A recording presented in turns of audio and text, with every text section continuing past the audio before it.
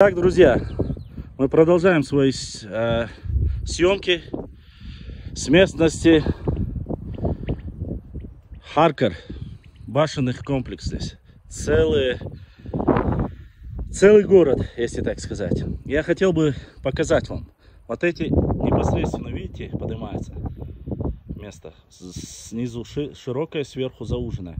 Это на чеченском языке называется тарх. Это печь, чеченская печь. Внутри была именно вот такой. Дальше. Как вы видите, все стены какой ширины. Хочу показать вам. Вот здесь есть та же самая печь. Она называется тарх. Посмотрите арочные своды первого этажа. Вон внизу. 3 арочных свода. Как вы видите. Это комната. Вот стены. Вот. Это, по-видимому, улица.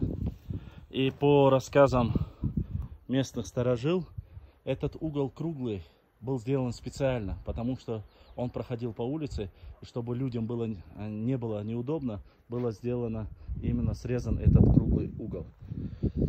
И вот здесь, посмотрите на это великолепие. Это петроглифы на жилых непосредственно башенных комплексах, которые есть в Харкарое. Посмотрите, какая красота, какие прекрасные архитектурное чудо.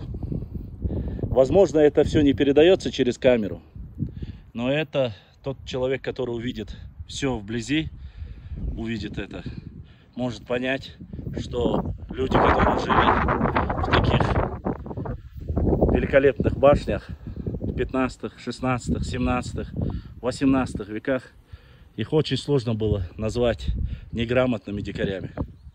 А уж тем более вот с такими великолепными петроглифами назвать необразованными, пришлыми и так далее и тому подобное. Все это клевета на наш народ. Прекрасные башни в труднодоступных местах. Все это природная красота нашей Родины.